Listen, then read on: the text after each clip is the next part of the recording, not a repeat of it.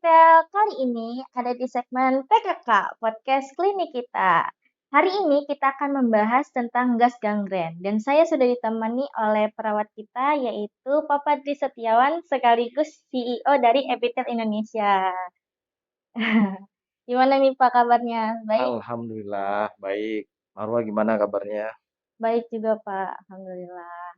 Nah, saya mau ingetin nih buat kalian sahabat Epitel, jangan lupa follow juga ke media sosial kita di Instagram kita dan TikTok kita ada di link di bawah ya, untuk mengetahui apa sih kegiatannya di Epitel Indonesia. Nah, pertanyaan yang pertama nih apa, Padri? Apa yang dimaksud dengan gas gangren dan apa sih penyebabnya bisa terjadi gas gangren tersebut?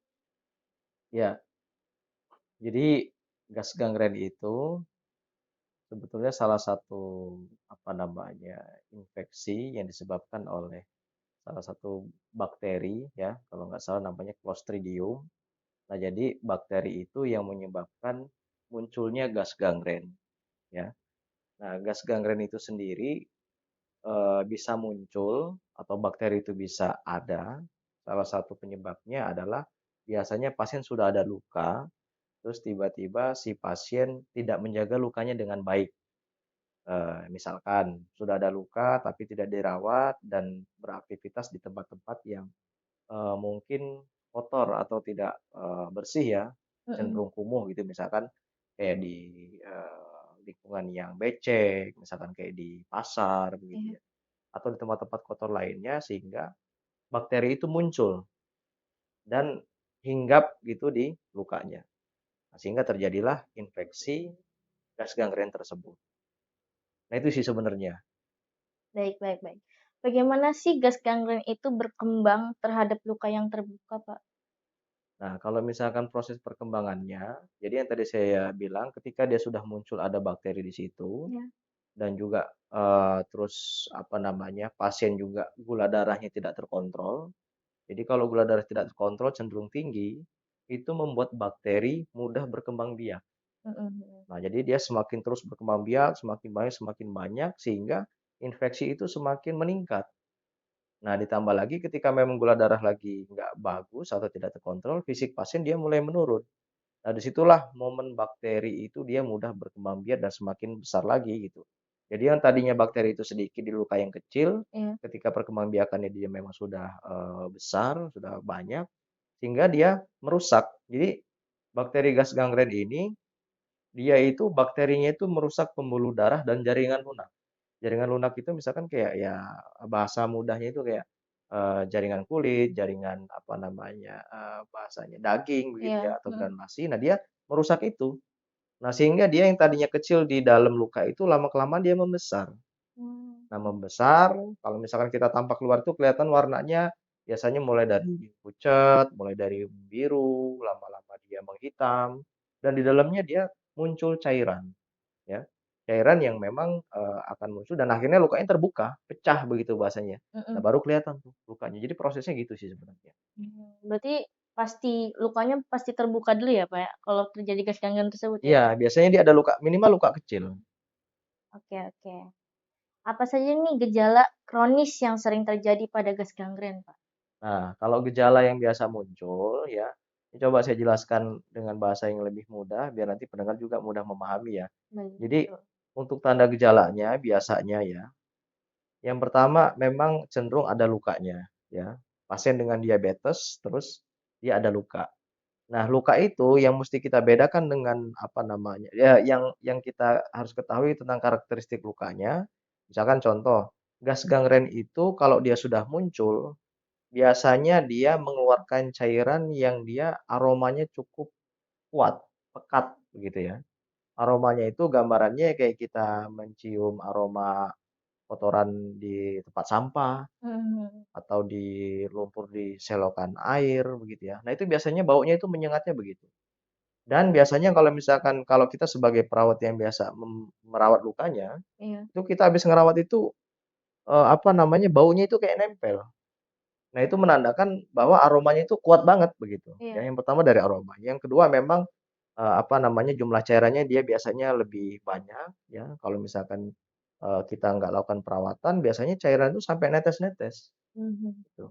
Terus yang kita bisa lihat lagi kalau di tampak lukanya itu dia cenderung apa namanya, warnanya itu kayak, mulai dari pucat, kemerahan dikit, mulai membiru, mulai menghitam gitu ya. Dan perluasan lukanya kok cepet banget begitu. Iya. Nah, biasanya dia kalau dalam 1 jam itu bisa aja bisa sampai 1 senti dia perluasan lukanya. Nah, itu percepatannya begitu. Jadi, ini kalau tiba-tiba ada, pendengar misalkan di rumah ada kerabat atau keluarga yang tiba-tiba lukanya kok cepet banget perkembangannya, perluasannya, nah itu kita harus curiga kalau kemungkinan ada gas gangrennya, Mhm. ya. Itu yang mungkin yang mudah kita deteksi ketika kita ada di rumah. Cuma kalau di perawatan luka, perawat yang sudah biasa ngerawat, biasanya dia ada karakteristik yang lebih beda itu, kalau ada gasnya itu, dia seperti kalau kita pegang plastik, kita pencet-pencet plastik buat itu tuh, bubble wrap ya. Oh iya, heeh heeh, Nah, bubble bubble wrap. wrap itu biasanya kita nah ada kayak bunyi krepes-krepes begitu ya. Itu menandakan kalau dalamnya itu memang ada gas. Jadi kenapa disebut gas gangren? Karena di dalamnya itu ada gasnya, ada Mhm. udaranya gitu. Nah, jadi kayak gitu sih sebenarnya yang umum ya, yang umum terjadi. Iya, baik baik baik. Apa nih perbedaan gas gangren sama infeksi bakteri yang lain, Pak? Kan sama-sama bakteri nih kan, terbentuknya dari bakteri juga kan gas gangren tersebut. Ya, yang pertama kalau untuk perbedaannya, kalau dari kita lihat lukanya, yang pertama dia tingkat perkembangbiakan bakteri itu dia lebih cepat. Ya. Ditandai dengan yang tadi saya jelasin, perluasan lukanya itu bisa mencapai 1 senti per jam. Ya. Yang kedua, dari aromanya, memang aromanya lebih menyengat. Kalau luka-luka diabetes itu sebenarnya dia aromanya kalau kita habis cuci, kita pakai cairan untuk mencuci luka, dia biasanya setelah dicuci hilang. Kalau Iya. gangren itu enggak. Habis cuci Mmm. pun dia masih ada bau menyengatnya itu, baunya. Yang ketiga, dari segi apa namanya, jenis cairan yang keluar dari luka tersebut. Kalau misalkan dia infeksi yang biasa, mungkin warnanya cenderung kuning, ataupun dia mungkin hampir kecoklatan, coklat-coklat muda gitu ya. Cuma kalau gangren itu dia cenderung warna kecoklatan bahkan hampir ke hitam. Mhm Nah itu mhm. dia beda ini. Terus yang selanjutnya bedanya lagi itu bakterinya, kondisi luka gas gangren itu biasanya yang tadi saya bilang ada krepes-krepesnya begitu ya, Iya. karena memang ada gasnya. Yang paling membedakan banget ya infeksi biasa sama yang gas gangren, di gasnya, karena memang ada gas atau udaranya itu. Jadi Mmm. perbedaan situ. Terus nyeri ya, biasanya memang diikuti dengan nyeri yang namanya infeksi biasanya memang menimbulkan nyeri, cuman perbedaannya itu kalau luka diabetes biasa, nyerinya itu cenderung ringan. Iya. Nah, kalau gas gangren ini, padahal pasien itu sudah neuropati, terkadang masih memunculkan nyeri dan nyerinya nyeri hebat. Mmm, mhm. Itu sebenarnya yang menjadi perbedaan yang mesti perlu kita share ya ke teman-teman pendengar begitu. Iya, karena kan beberapa pasien diabetes tuh kadang suka tidak merasakan nyerinya itu lagi Ya, kan. Sedangkan terhadap luka gas gangren itu masih nyeri hebat gitu ya, Pak, ya, ya? cenderung malah bahkan bisa hebat. Baik baik baik. Bagaimana nih, Pak, perawatan medis yang biasanya diberikan kepada seseorang yang mengalami gas gangren tersebut? Nah, kalau untuk penanganannya ya memang karena yang tadi saya jelaskan ini harus cepat penanganannya, Iya karena ini termasuk kondisi gawat darurat kalau pada luka ya. Nah, jadi yang pertama kalau misalkan memang, tanda-tanda tadi ada di sekitar kita pada pasien ataupun keluarga kita, yang perlu kita lakukan ketika memang masih di rumah, harus segera dibawa ke klinik perawatan luka atau bahkan langsung dibawa ke rumah sakit, mhm. ya. Minimal kita harus segera tangani kalau misalkan saya mendapatkan kasus macam itu, biasanya saya akan membuka akses. Jadi kalau misalkan di luka itu sudah terdeteksi ada gas gangrennya, nah itu luka harus kita buka. Harus kita buat akses gas dan juga cairan yang di dalam luka itu dia harus keluar. Mhm. Karena memang kalau dia nggak dibuka jalannya, nggak apa, buka aksesnya, dia berkembang biak terus. Semakin merusak pembuluh darah dan juga merusak jaringan lunak yang ada di sekitar luka itu. Dan memang kalau misalnya sudah sampai di klinik perawatan luka, biasanya di tempat di epitel, misalnya ada pasien kondisi seperti itu, Mhm. selain setelah kita lakukan sayatan atau pembedahan minor begitu, nah kita harus evakuasi cairannya, keluarkan cairannya semaksimal kita bisa, dan memang kita harus konsultasikan atau kolaborasi dengan dokter spesialis bedah ya untuk pemberian antibiotiknya atau untuk konsultasi tindak lanjut pada perawatan lukanya. Terus selain itu juga yang memang harus kita lakukan adalah memberikan edukasi yang baik pada pasien ya, terutama soal nutrisi dan juga support system yang bisa dilakukan oleh keluarga terhadap pasien. Mhm. Jadi itu sih sebenarnya. Kalau misalkan nanti sudah sampai apa namanya kita sudah konsul ke dokter bedah, biasanya harus ada tindakan debridement ya, pengangkatan jaringan mati yang mungkin kalau misalkan lebih masifnya itu kita mesti lakukan di ruang operasi oleh dokter spesialis bedah. Nah, nanti dari Mmm, sana baru kita evaluasi nanti hasilnya akan seperti apa. ya, akan tindakan seperti apa yang Ya, akan dilakukan ya? ya. Ya. Apakah terdapat faktor risiko tertentu yang dapat meningkatkan kemungkinan seorang gas gangren itu? Kalau faktor resiko siapa yang bisa beresiko mengalami luka itu Iya? tentunya orang-orang dengan diabetes Mmm, ya. Apalagi orang yang sudah mengalami luka diabetes. Jadi memang tuntutannya ya kalau misalkan udah ada luka pada orang diabetes jangan dianggap remeh. Karena ketika sudah mulai ada luka meskipun kecil itu pasti beresiko. Makanya disarankan oleh kepada semua pendengar kalau misalkan luka sekecil apapun segera dilakukan perawatan dengan baik. Ya, jadi orang-orang dengan diabetes yang mengalami luka. Terus selanjutnya tentunya orang-orang yang ada luka diabetes terus dia tidak menjaga kebersihannya. Dia nggak mhm, memperhatikan gimana kita harus menjaga biar tidak terjadi infeksi. Terus pasien-pasien diabetes yang tidak terkontrol gula darahnya, tidak atau tidak mau mengontrol gula darah. Nah, itu juga beresiko. Terus selanjutnya juga pada pasien-pasien yang memang asupan nutrisinya kurang bagus, karena kita untuk mencegah itu perlu kondisi fisik atau antibodi yang cukup bagus juga untuk melawan bakteri itu. baik baik baik. Bagaimana cara pencegahan terhadap gas gangren, terutama bagi mereka yang berisiko tinggi terkena gas gangren tersebut, Pak? Ya tentunya kalau untuk pencegahannya harus kontrol gula darah ya. Ya, Gula darah itu harus dalam rentang normal.